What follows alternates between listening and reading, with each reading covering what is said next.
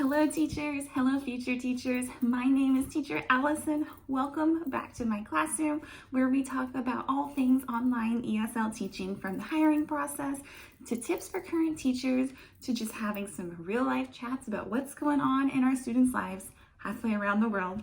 And welcome to video 5 of 5 in my 5-part series about the VIPKid hiring process.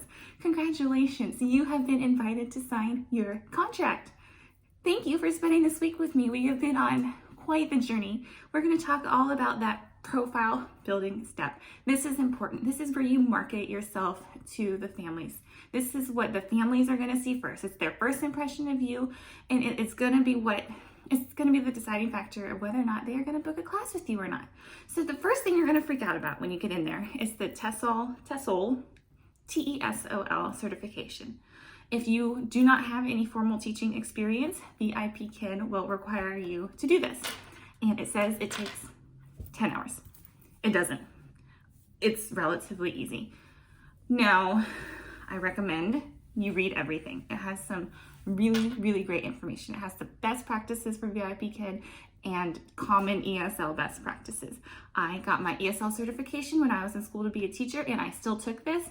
And a lot of it overlaps, and they are great practices. It's not something VIPKid specific. It is free, so do it, get it out of the way, and you're done. So don't freak out, it's easy, take a deep breath. It's gonna take you an hour or two. It's okay. All right, first thing, that TESOL certification, get it done because the Chinese government has cracked down on American teachers needing this certification. So it is important. It is necessary. Looking at my notes over here, step 2 is your bio. This is where you're going to talk all about you in 1,000 characters or less. Now, I don't recommend you use the whole 1,000 characters. This is where you're going to get formal. This is where you're going to talk about your education, your teaching experience, what you were like as a teacher, and what life is going to be like in your classroom. I did not use all 1,000 characters.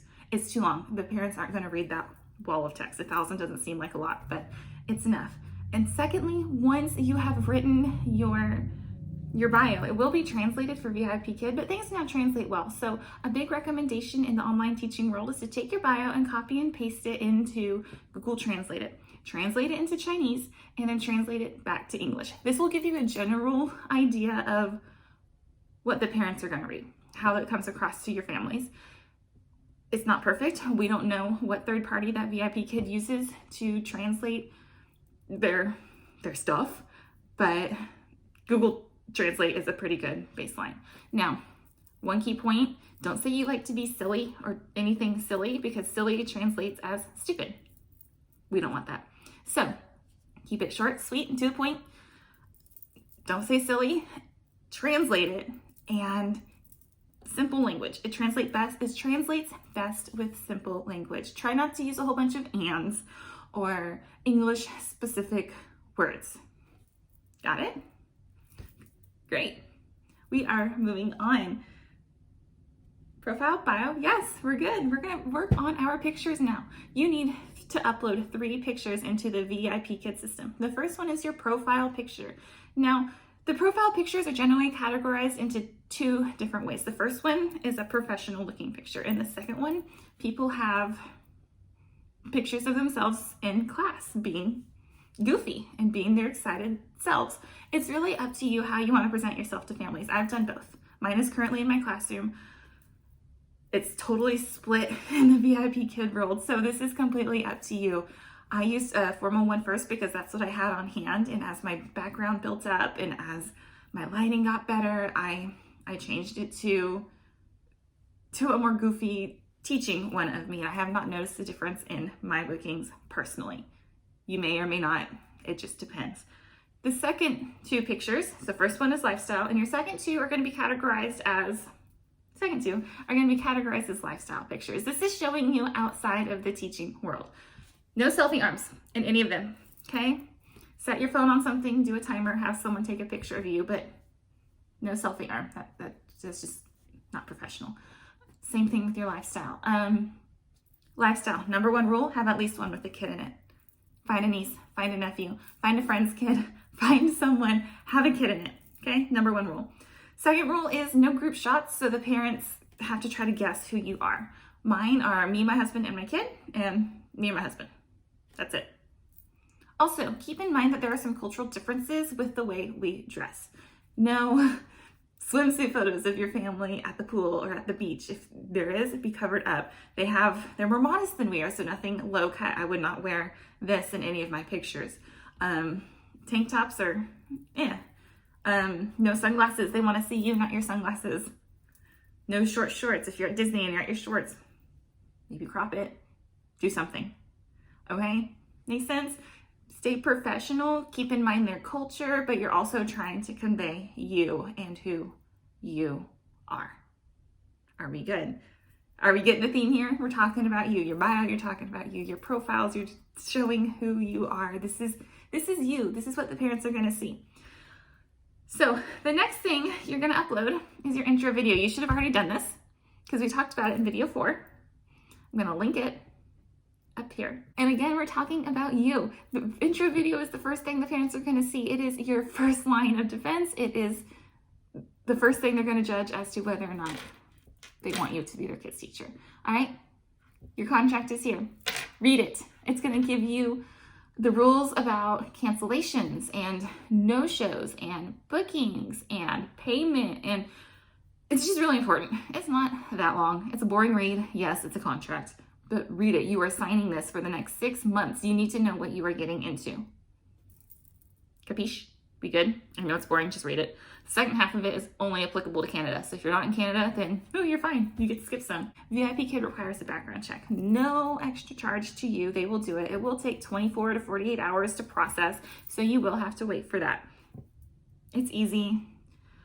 Right now, in February 2020, if you are at that step right now, things are taking a little longer because of the quarantine. So just be mindful of that. They are working on it.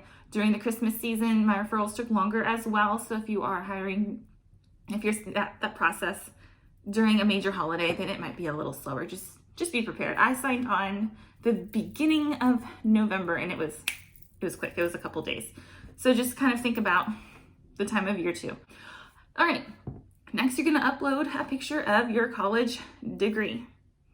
I took a picture of it on the phone. It was nothing fancy, and they took it. You're also going to upload, if you're a teacher, a picture of your teaching certificate. I did that as well. It shows I have my ESL credentials, so I did not have to do my TESOL right away. I still did it just to show that I'm an overachiever and I'm trying, because it's not super obvious on my teaching credential. It says EC through 6 with ESL. So you got to get in there and you got to read it to see. It's not a separate thing. And there is a separate spot if you hold an ESL certification from an independent company. And mine doesn't have that. If you have that as well, you will upload that, take a snapshot with your phone. Easy peasy lemon squeezy. All right, we're also going to talk about payment and tax. You are going to taxes. You're going to upload your bank information. You can use your bank, you can use PayPal. Go in there and decide what's best for you and your family. There's some fees associated with some of them. I direct deposit into my bank. It's easy. I just gave them the account number and the routing number, and it goes in. It defaults to payment once a month. You can choose to have it bi-weekly or weekly. You can do that once you get in the system. Right now, it's just once a month. And now for your tax information. This is like your W-2, except it's not a W-2 because you are an independent contractor. I believe it's a 1099, and you're basically just saying you're an independent contractor. They will send you a tax document at the end of every year for your April taxes. So you need to fill this out. It is important. And then finally, you're gonna fill out your teaching experience. Now, I got lazy and really just wanted to get started when I hit this step. So I said I had 5 years from elementary up to college. And I just very generalized it. And that was it. And my bookings, guys, were not great at the beginning. So what I did was I went in there and I took the time and I did every single different teaching experience that I have. I started with my first year of teaching, went to my second year of teaching, and each year is 1 year for me because we're a military family and we move. If you have 2 years or 3 years or 5 years or 10 years or wherever at the same school, there's a spot to say 10 years. But I just kind of broke mine down more specifically because I always had a different role. look at it, decide what's best for you, decide what explains you best as a teacher. Now, if you're not a formal teacher, then you can put in there's a spot for other. You can say you were a tutor, a volunteer, a daycare worker. Put something that looks like teaching experience. Spin it if you have to. All right, and that is really it. Now you do have the option to just kind of slap things in there so you can get in and open bookings, and people do that and you can do that, and I did that. But the thing is, I slapped stuff in there like my teaching experience, and then I didn't update it until 3-4 months down the road. So if you're going to do that, really make sure you update it. I updated my video quite frequently and my profile photo quite frequently because those are pretty easy to do. In hindsight, the teaching experience is a lot easier than the video experience was to me because I had no video editing experience prior to this. So if you're going to just slap something in there, make a commitment to yourself and to your profile and to your students and to this job that you're gonna fix it. Just a heads up, a little pro tip there for you. That's it, congratulations. You are a VIPKid teacher. I am so happy I got to spend this week with you. I hope you have enjoyed it as much as I have. I hope you found these interesting. If you did, let me know by giving me a thumbs up. Let me know in the comments. Let me know what other content you would like to see. Drop those in the comments section. And if you're thinking about it and you've watched it and you would like me to be your hiring coach, I would love to. I love helping people navigate this process and find this passion in this position that I found. VIPKid has reignited this passion that I lost several years ago, and I have found it, and I love working this, and I love helping people find this as well. Use my referral code, put that in your box before you complete your demo, ALLYS0124. I'm going to drop that in the description box as well as my link, so you can just click on the link and fill out your basic info and you will be good to go. Shoot me an email once you use my code. It's going to be in the box as well. And I am so excited for you. Thank you for coming on this journey with me. Next week, we will go back to our regularly scheduled video publishing, but I was so excited about this. I needed to get this out for you. I hope you enjoyed it. Subscribe, hit the bell, and I will see you guys next week. Bye.